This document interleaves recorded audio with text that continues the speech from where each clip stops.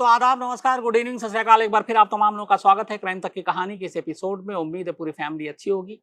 Saturday के लिए माफ़ी चाहता हूँ, उस दिन कहानी नहीं थी क्योंकि कुछ ज़रूरी काम भी था और एक और शो था, उस वजह से उस दिन गैर हाजिर रहा। लेकिन लौट आया। संडे उथल-पुथल रहा क्योंकि आप सबको पता है, अचानक तालिबान के अब कब्ज़े में है अफ़गानिस्तान। आज दोपहर से कुछ तस्वीरें आ रही हैं काबुल से, बहुत ही बेचैन करने वाली तस्वीरें। आप लोगों में से भी बहुत सारे लोगों ने देखी होंगी। अब तक हम लोगों ने बस पे या ट्रेन पे लोगों को छतों पे सवार होते देखा था, खिड़कियों पे घुसकर अंदर दाखिल होते हुए देखा, लटक कर सफर करते हुए देखा। इंसानी इतिहास में शायद जो आज की तस्वीर इससे पहले है, ना आपने देखी ना मैंने देखी कभी। हवाई जहाज में लोग हवा में लटक कर सफर कर रहे हैं, आसमान में प्लेन है और आसमान में अब कुछ लोग हवाई जहाज के छतों पे हैं और उसके बाद वो हवा से नीचे गिर रहे हैं। ऐसी तस्वीर बेचैन करने वाली। प्लेन है, उसमें जगह नहीं है, लेकिन लोग दरवाजे से लेकर खिड़कियों तक या जहां भी मौका मिले वो लटक रहे हैं, अटक रहे हैं। बस किसी तरह हर एक की कोशिश है कि वो काबुल से बाहर निकल आए। ये तालिबान की दहशत है, ये तालिबान का खौफ है जो लोगों को इस कदर खतरा मोल लेने पर मजबूर कर रहा है। ये तस्वीरें वाकई बेचैन करती हैं। पहली बार इस तरीके की तस्वीरें देखी कि लोग क्यों कैसे अफगानिस्तान से बस निकलकर अपनी जिंदगी बचाना चाहते हैं, जान बचाना चाहते हैं, क्योंकि उन्हें डर है कि 23 साल पहले जो कुछ उन्होंने तालिबान के दौर में देखा वो दोबारा ना देखना पड़े। बहुत सारे लोग अफगानिस्तान में ऐसे हैं जो तालिबान के विरोधी हैं और उन्हें मालूम है अब तालिबान की हुकूमत होगी तो वो गिन गिन के बदला लेंगे, और कैसे वो बदला लेते हैं ये हम सब पहले भी तस्वीरों में देख चुके हैं।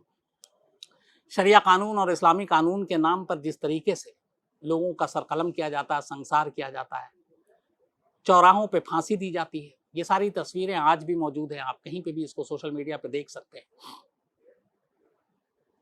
लेकिन वही तालिबान लौट आया 23 साल बाद। 23 साल से लगभग एक मुर्दा तालिबान अचानक जिंदा क्यों हो गया? अमेरिका अफगानिस्तान को उसके हाल पे छोड़कर क्यों लौट रहा है? 20 साल तक अमेरिका अफगानिस्तान में रहा। 2001 में उसने तालिबान की सत्ता उखाड़ने के लिए पहली बार अफगानिस्तान की सरजमीन पर कदम रखा था। तालिबान की हुकूमत भी हटा दी। उसके बाद नई नई सरकार रही, अमेरिकी सैनिक अफगानिस्तान में रहे।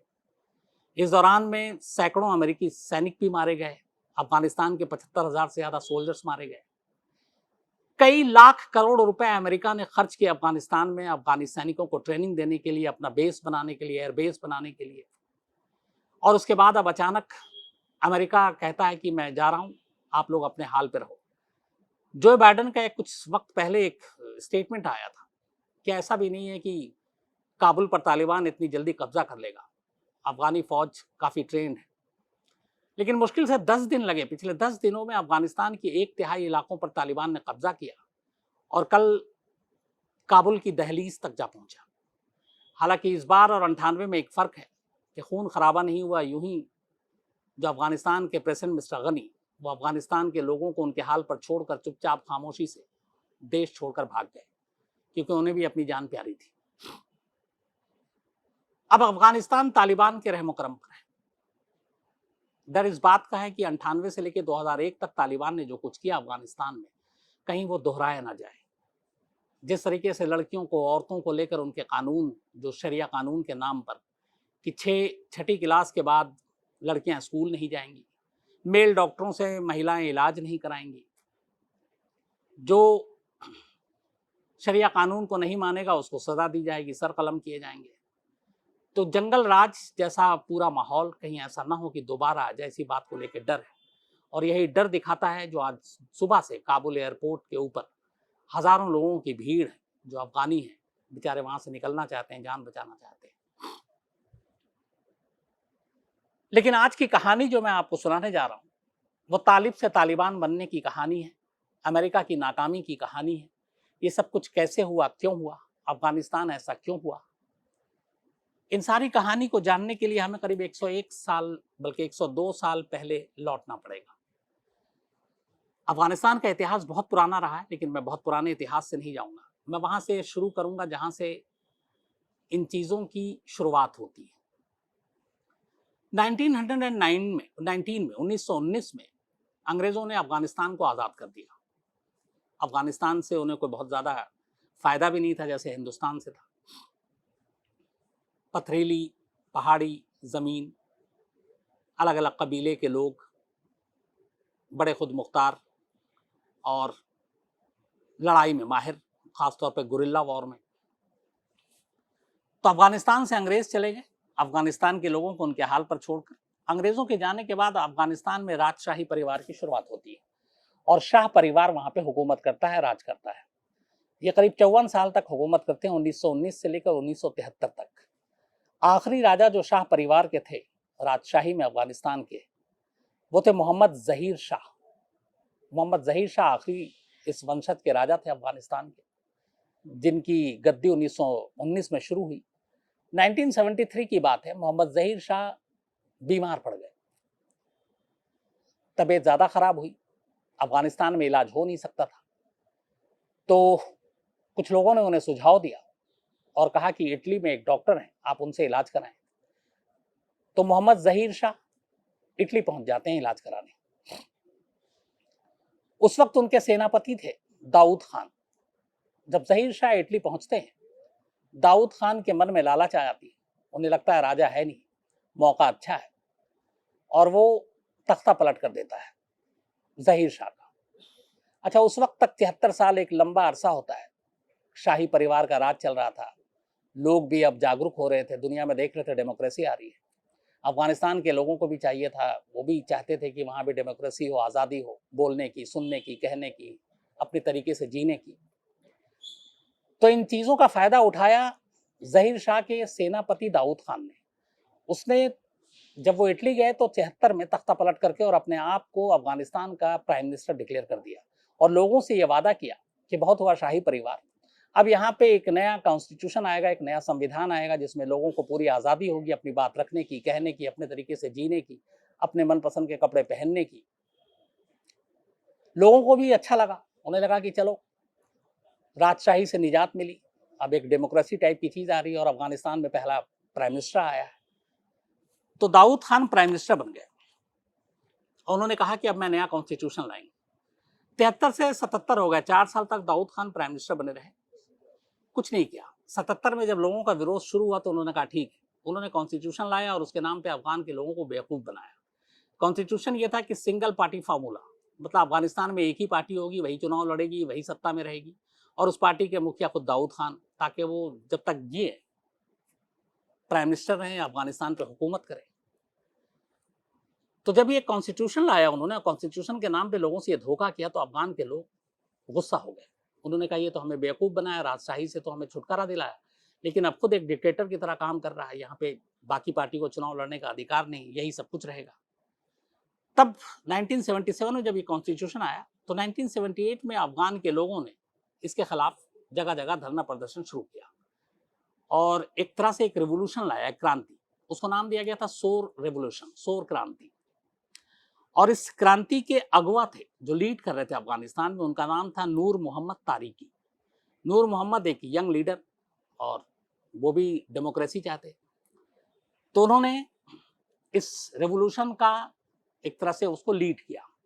धीरे धीरे पूरे अफगानिस्तान में एक क्रांति आई और दाऊद खान के खिलाफ लोग शुरू हो गए, और आखिरकार दाऊद खान को लगा कि अब मुश्किल है कुर्सी बचानी, तो उनको अपनी कुर्सी छोड़नी पड़ी, इस्तीफा दिया। और इसके बाद अब लोगों ने जिस क्रांति के जो उनके हीरो थे मुखिया नूर मोहम्मद तारिकी, उनको अपना नेता माना और उनको अफगानिस्तान का प्रेसिडेंट बना दिया। तो दाऊद खान अफगानिस्तान के पहले प्राइम मिनिस्टर बने। उसके बाद 1978 में नूर मोहम्मद तारिकी अफगानिस्तान के राष्ट्रपति बने। इत्तेफाक से जब वो राष्ट्रपति बने तब यूएसएसआर, मतलब सोवियत संघ, एक कम्युनिस्ट देश का मतलब यह है जो धर्म को नहीं मानता, तो यूएसएसआर के साथ इत्तेफाक से नूर मोहम्मद तारिकी की पुरानी दोस्ती थी और वो संयुक्त मतलब सोवियत संघ के बेहद करीबी थे। तो जब वो राष्ट्रपति बने तो उनकी नजदीकी सोवियत संघ के साथ ज्यादा हुई। सोवियत संघ को भी उस वक्त, सोवियत संघ एक पूरा सोवियत संघ था, करीब 14-15 देश मिलाकर, आज वो रशिया है, रूस है, बाद में टुकड़े हुए, लेकिन सोवियत संघ की सीमा जो है अफगानिस्तान से मिलती थी। सोवियत संघ को लगा कि अफगानिस्तान में अपनी घुसपैठ करनी चाहिए ताकि थोड़ा और ताकतवर बने। सुपर पावर की लड़ाई वैसे ही चल रही थी, कोल्ड वॉर भी चल रहा था अमेरिका के साथ। और ऐसी सूरत में अफगानिस्तान में एक प्रेसिडेंट बनता है जो सोवियत संघ का दोस्त है। सोवियत संघ ने इसका फायदा उठाने का ठाना। उन्होंने नूर मोहम्मद तारिकी से कहा कि आप अफगानिस्तान में थोड़ा मॉडर्नाइजेशन कीजिए, आधुनिकीकरण कीजिए, स्कूल, कॉलेज, कल कारखाने खोलिए और ख़ास तौर पर लड़कियों की शिक्षा तालीम को लेकर आप जोर दीजिए। तब सोवियत संघ से दोस्ती का नतीजा ये हुआ कि अफगानिस्तान में धीरे धीरे चीज़ें खुलने लगी, फैशन भी बढ़ा, महिलाएं सड़कों पर घूमती, स्कूल कॉलेज जाती, सब कुछ एकदम वेस्टर्न कल्चर की तरह होने लगा। शुरुआत में कुछ कट्टर लोगों को ये अजीब लगा क्योंकि अफगानिस्तान बड़ा एक रूढ़िवादी देश है, अलग अलग कबीले हैं वहाँ पर और जो धर्म के बड़े करीब हैं, मजहब के बहुत करीब हैं। तो उन्हें जब ये सारी चीज़ें देखी, उन्हें लगा कि नूर मोहम्मद तारिकी जो है वो अफगानिस्तान को भी वेस्टर्न कंट्री बना रहा है, तो थोड़ा बहुत दबी आवाज़ में उनके खिलाफ आवाज़ उठने लगी। लेकिन पहली बार नूर मोहम्मद तारिकी के खिलाफ विरोध तब शुरू हुआ जब सोवियत संघ के कहने पर उन्होंने एक सामाजिक सुधार के तहत अफगानिस्तान में गरीबी दूर करने के लिए ऐसे लोग जिनके पास ज़मीन ज़्यादा थी, उन्होंने कहा कि आप अपनी ज़मीन बाकी उन गरीबों को दीजिए जिनके पास ज़मीन कम है। तो बहुत सारे लोग इसके खिलाफ हो गए और उन्हें लगा कि ये वेस्टर्न कल्चर और सोवियत संघ का कठपुतली बनकर अफगानिस्तान की जो अपनी एक पहचान है उसको खोने की कोशिश हो रही है। तो यहीं से एक नूर मोहम्मद तारिकी के खिलाफ लोगों ने आवाज़ उठानी शुरू कर दी। अब नूर मोहम्मद तारिकी दाऊद खान को हटा कर आए थे, बाकायदा क्रांति करके आए थे, लेकिन उनकी इन कोशिशों से लोगों को लगा कि अफगानिस्तान अपनी पहचान खो रहा है और ये सोवियत संघ के पिट्ठू बन गए। तो अब फिर यहाँ से इनके खिलाफ ही आवाज़ उठनी शुरू हो गई। इस दौरान में दो चीज़ें हो रही थी। ये वो दौर था जब एक साथ दो देश में अलग अलग क्रांति चल रही थी।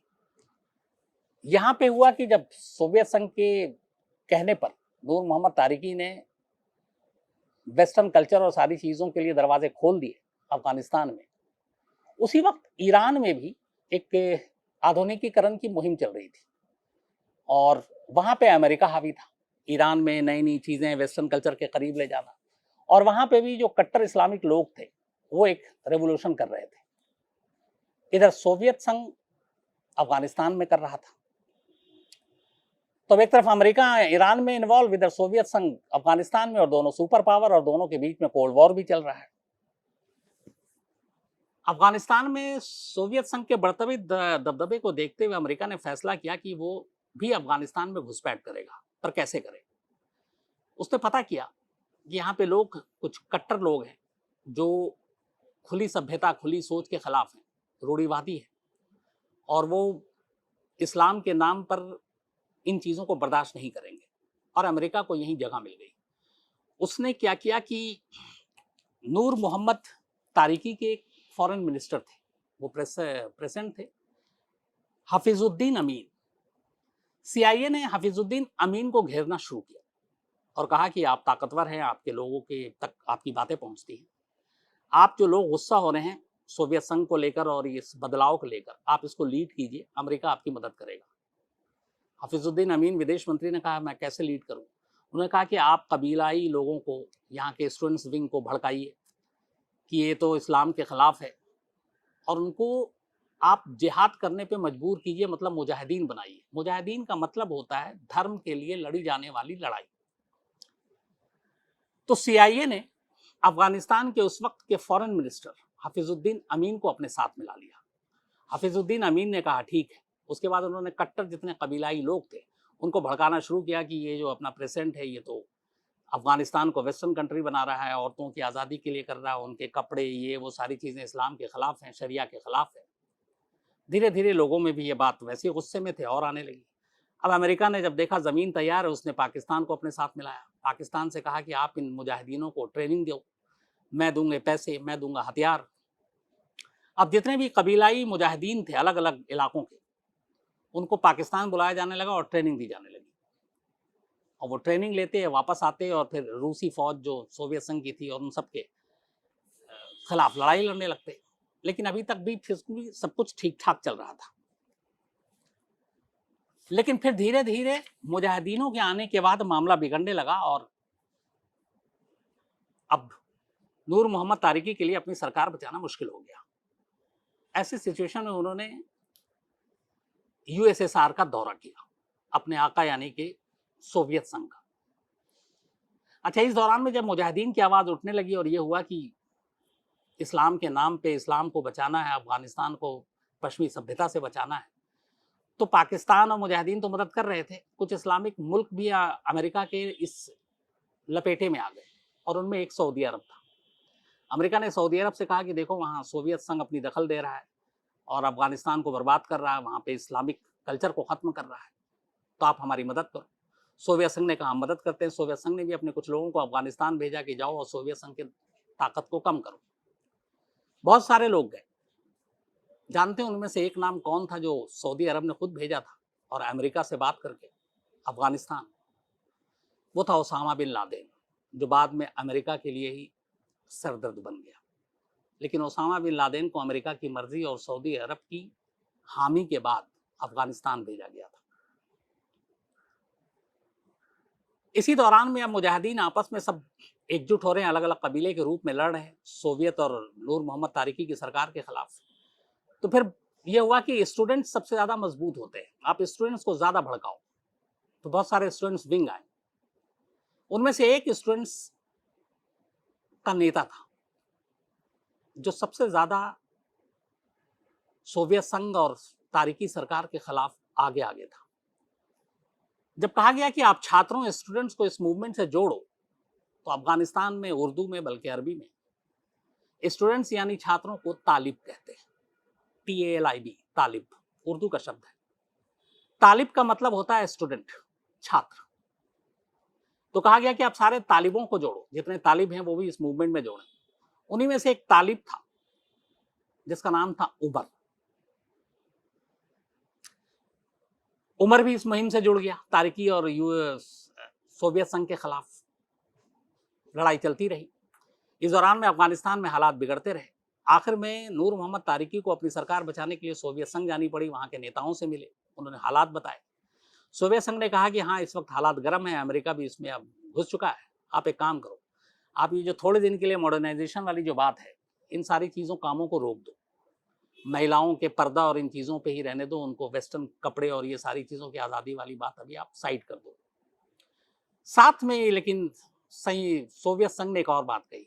उसने कहा आपके जो फॉरेन मिनिस्टर हैं हफीजुद्दीन अमीन, आप इनको अपने मंत्रिमंडल से हटा दीजिए। तो नूर मोहम्मद तारिकी ने पूछा क्यों?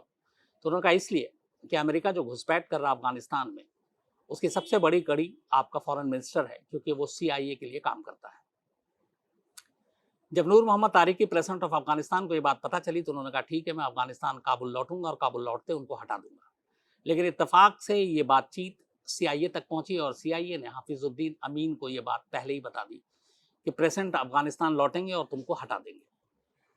इसके बाद नूर मोहम्मद मॉस्को से काबुल लौटते हैं, लेकिन जब वो एयरपोर्ट पर उतरते हैं उसी वक्त हफीजुद्दीन अमीन अपने लोगों को लेकर एयरपोर्ट पहुंचता है और प्रेसिडेंट और उनके पूरे परिवार को अपने कब्जे में लेकर उनको मार डालता है। तो अफगानिस्तान के प्रेसिडेंट नूर मोहम्मद अमीन का और उनके परिवार का कत्ल कर दिया उन्हीं के फॉरेन मिनिस्टर ने, हफीजुद्दीन अमीन ने। कत्ल करने के बाद अफगानिस्तान का अब नया रूलर, नया शासक हफीजुद्दीन अमीन, जो फॉरेन मिनिस्टर था, अब वो हो गया और हफीजुद्दीन अमीन ने अब अपनी सरकार बना ली। हफीजुद्दीन अमीन ने जब नूर मोहम्मद तारिकी और उनके परिवार को मारा तो ये सीधे सीधे सोवियत संघ के एक चुनौती थी, क्योंकि वो वहीं से लौटे थे और सबको पता था सोवियत संघ का हाथ है सर पर।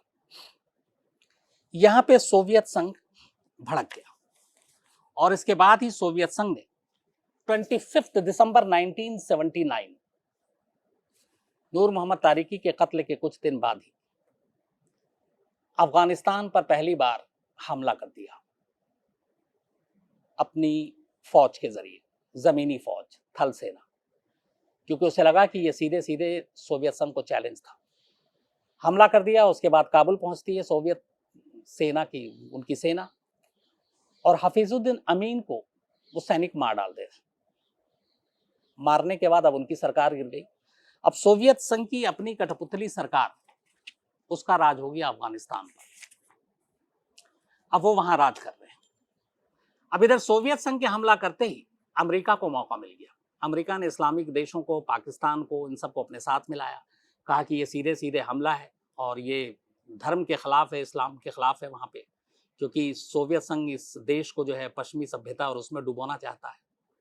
मुजाहिदीनों पे पहले से ही अमेरिका पैसे खर्च कर रहा था, हथियार भी दे रहा था। अब उसने एंटी एयरक्राफ्ट मिसाइल और बाकी चीज़ें भी मुजाहिदीनों को देना शुरू कर दिया और कहा तुम लड़ो। पाकिस्तान में ट्रेनिंग हो रही थी, पाकिस्तान को साथ मिलाया, सऊदी अरब को साथ मिलाया, ओसामा बिन लादेन जैसे लोग वहां पहुंच गए सोवियत संघ की सेनाओं से लड़ने के लिए।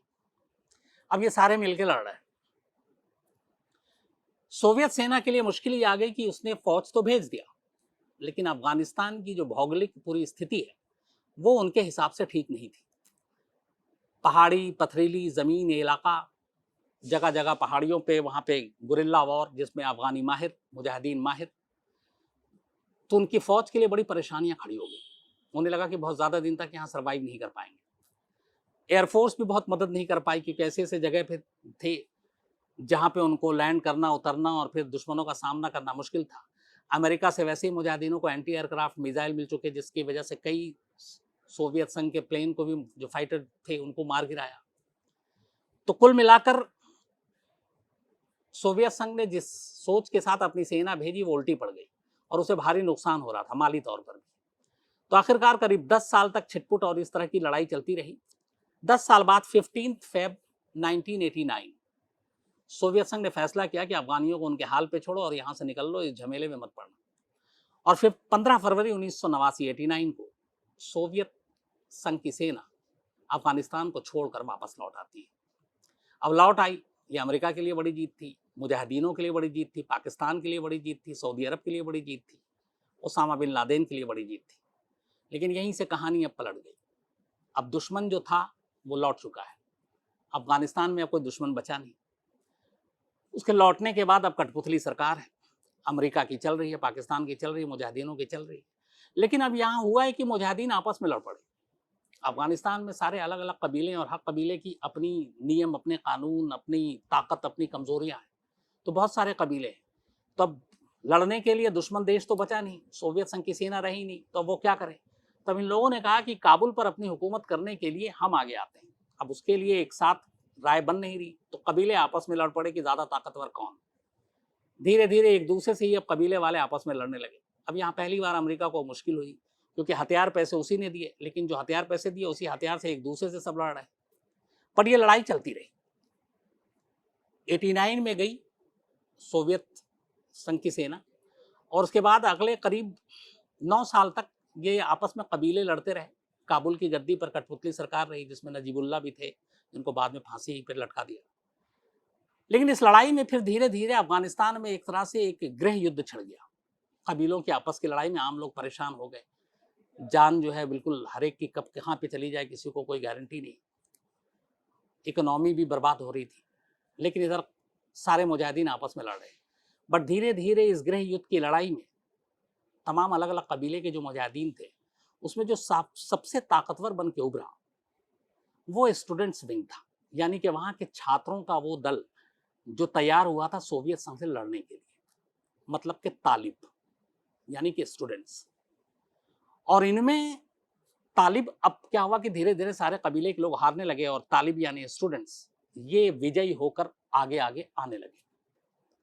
और इन तालिब में भी, स्टूडेंट्स में भी एक नाम उभरा बहुत तेजी से, जिसने सोवियत संघ की सेनाओं के कई मोर्चे पे छक्के छुड़ाए थे। उसका नाम था उमर। उमर सोवियत संघ की और उस वक्त की सरकार के खिलाफ लड़ाई लड़ रहा था। अमेरिका ने हथियार दिए थे, पाकिस्तान की मदद थी, ट्रेनिंग थी। अपने लोगों को लेकर, अपने कबीले के लोगों को लेकर, अपने छात्रों को लेकर वो लड़ाई लड़ता रहा और बहुत सारी लड़ाइयाँ लड़ी और अफगानी जो सरकार थी और सोवियत संघ की सेना थी उनको पीछे ढकेला। ऐसी एक लड़ाई में एक बम धमाका हुआ जिसमें स्टूडेंट्स उमर की दाहिनी आंख खराब हो गई। अब उसकी एक आंख बची, एक आंख से देखता था। इसके बाद सोवियत संघ की सेना चली गई, आपस में ये गृह युद्ध चलता रहा। लेकिन उमर धीरे धीरे अपने आप को किनारे कर लेता है और अब वो पूरी तरह से दीनी और धार्मिक काम में लग जाता है। वो मस्जिद में नमाज पढ़ाने लगता है। जो लोग नमाज पढ़ाते हैं एक तो उनको इमाम कहते हैं, मौलाना भी कहते हैं, मुल्ला भी कहते हैं। तो धीरे धीरे एक वक्त आया जब अब उमर एक जो स्टूडेंट था, तालिब था, वो अब नमाज पढ़ाने लगता है और मुल्ला हो जाता है। बाद में उसको लोग मुल्ला उमर के नाम से जानते हैं। ये वही मुल्ला उमर है जब ओसामा बिन लादेन अफगानिस्तान आया, सोवियत संघ की लड़ाई के खिलाफ साथ लड़ा, और उसके बाद 9/11 होता है। ओसामा बिन लादेन दुनिया का मोस्ट वांटेड टेररिस्ट हो जाता है।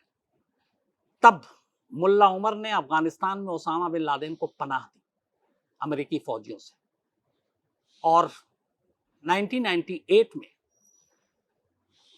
तालिबान जब सारे धड़ अलग अलग हारने लगते हैं और तालिब ही बचता है जिसमें मुल्ला उमर उनका सबसे बड़ा नेता बनता है, तो वो फिर जन्म देता है तालिबान। तो एक तालिब यानी एक स्टूडेंट, उमर स्टूडेंट्स नेता, वो अब बन जाता है तालिबान, और तालिबान का मुखिया बन जाता है मुल्ला उमर। इसके बाद 1998 में तालिबान काबुल तक घुसता है और पूरे अफगानिस्तान पर तालिबान का कब्जा होता है, और 1998 में पहली बार तालिबान अफगानिस्तान में अपनी सरकार, अपनी हुकूमत कायम करता है, और साथ में बहुत सारे ऐसे फरमान जारी करता है, शरिया कानून लागू करता है, जिसमें संगसार करना, सरकलम करना, चौराहे पर फांसी दे देना। अफगानिस्तान के उस वक्त के प्रेसिडेंट नजीबुल्लाह को बाकायदा खंबे पे टांग कर फांसी दी गई थी सरेआम। तो ये तालिबान का वो दौर था जो लोगों को आज भी डराता है, और तालिबान के पहले मुखिया, पहले शासक, पहले रूलर बना मुल्ला उमर। 1998 से 2001 तक तालिबान ने अफगानिस्तान पर राज किया, लेकिन 2001 में 9/11 होता है। उसके बाद पता चलता है इसके पीछे ओसामा बिन लादेन है। फिर पता चलता है ओसामा बिन लादेन अफगानिस्तान में है, तोरा बोरा की पहाड़ियों में छुपा है।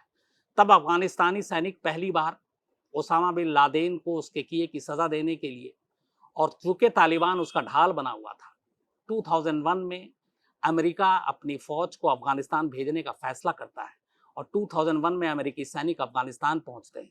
तालिबान से सीधी लड़ाई होती है, तालिबान को वो जड़ से उखाड़ फेंकते हैं, काबुल से उनको भगा देते हैं। इसके बाद करजई और बाकी जो सरकार है, वह अमेरिका की कठपुतली सरकार, जो पहले 79 से पहले तक सोवियत संघ की कठपुतली सरकार हुआ करती थी अफगानिस्तान में, 2001 के बाद अब वो अमेरिका की कठपुतली सरकार अफगानिस्तान में बनती है, और अफगान में अमेरिका अपनी सैनिकों की तादाद लगातार बढ़ाता जाता है।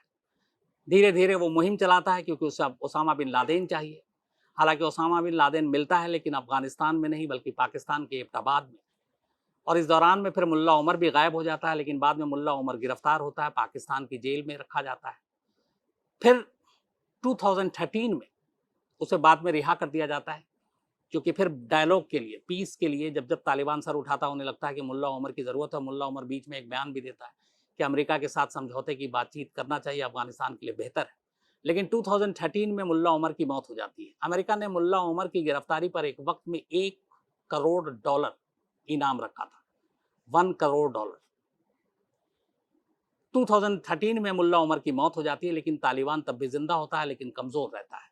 अब अमेरिका अफगानिस्तान में उसके सैनिक मौजूद रहते हैं, लेकिन अब जिस तालिबान को अमेरिका ने खड़ा किया था यूएसएसआर के खिलाफ, सोवियत संघ के खिलाफ, वो तालिबान अब अमेरिका के खिलाफ हो चुका था।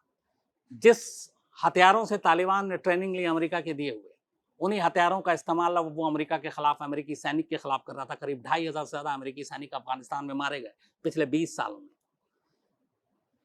पता नहीं कितने लाख करोड़ डॉलर अमेरिका ने अफगानिस्तान में खर्च किए।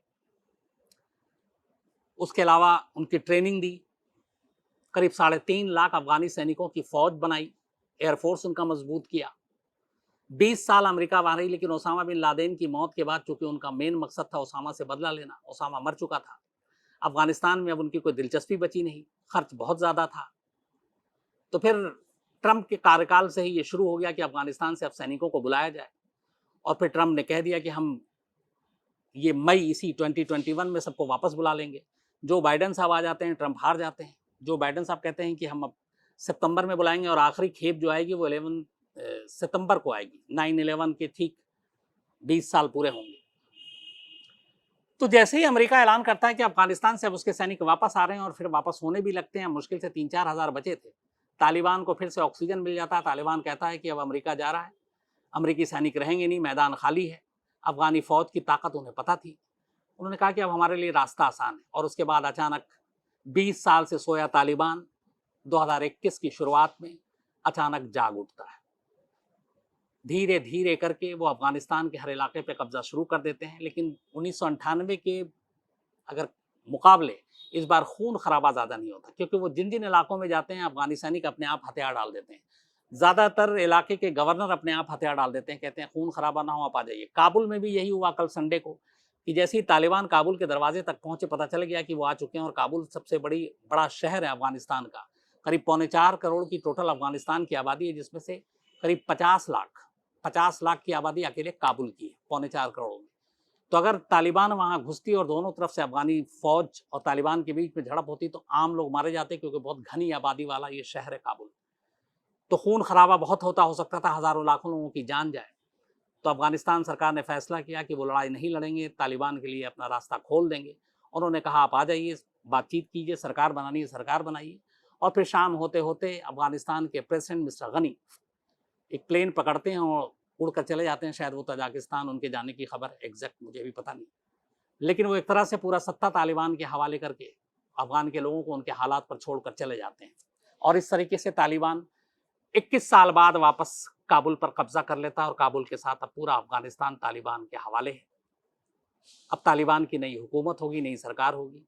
पिछली बार जब तालिबान की सरकार आई थी 1998 में, तब दुनिया के सिर्फ 3 देशों ने उसे मान्यता दी थी, जिनमें एक पाकिस्तान था, एक सऊदी अरब था और एक यूएई। अब इस बार क्या होता है ये देखने वाली बात है। क्या वैसे ही शरिया लागू होंगे, सारी चीजें होंगी, ये भी देखने वाली बात है। लेकिन काबुल की तस्वीरें ये बता रही हैं कि हालात कैसे हैं, लोग डरे हुए हैं तालिबान के आने से। बट यहाँ सबसे बड़ा सवाल ये है कि 20 सालों में आखिर अमेरिका ने क्या खोया और क्या पाया। 20 साल तक अमेरिका अफगानिस्तान की सरजमीन पर रहा, उनके सैनिक रहे, बहुत सारे लोग मारे गए, लाखों करोड़ों डॉलर खर्च हुए, 3.5 लाख की अफगानी फौज तैयार की। तालिबान के पास कहते हैं सिर्फ 70,000 लड़ाके हैं, लेकिन वो 70,000 लड़ाके 3.5 लाख अफगानी सैनिक पे भारी पड़े। अफगान के पास अपनी एयरफोर्स है, वो भी किसी काम नहीं आया। तालिबान के पास कोई एयरफोर्स नहीं है, और एक तरह से हथियार डाल दिया अफगान की सरकार ने। अफगानिस्तान में अब तालिबान के आने के बाद बहुत सारी चीज़ें बदलेंगी, लेकिन एक जो सबसे बड़ा डर है वो ये है कि शरिया कानून के नाम पे क्या वही हैवानियत होगी जो 1998 से 2001 तक हुआ, या फिर कोई और देश अफगानिस्तान में एक बार दखल देगा, फिर कोई और देश आकर एक कठपुतली सरकार बनाएगा, या तालिबान वाकई इस बार डेमोक्रेसी के रास्ते पे जाएगा, लोगों के साथ मिलजुल कर सरकार चलाएगी। ये सारी चीज़ें आने वाला वक्त बताएगा। लेकिन आज की तस्वीरें, आज का सच ये है कि न तस्वीरें अच्छी हैं और न सच अच्छी हैं, दोनों कड़वी हैं। तो दुआ यही है कि अफगानिस्तान के लोगों के साथ ऐसा कोई बुरा ना हो, और जो तस्वीरें आ रही हैं हवाई जहाज़ में, हवा में, छत पे लोग सफ़र कर रहे हैं, ऐसी तस्वीरें दोबारा किसी को देखने को ना मिले। तो ये थी कहानी तालिब से लेके तालिबान तक की। अब आपसे मुलाकात होगी कल रात 9 बजे किसी नई कहानी के साथ। तब तक अपना ख्याल रखिएगा। Thank you very much.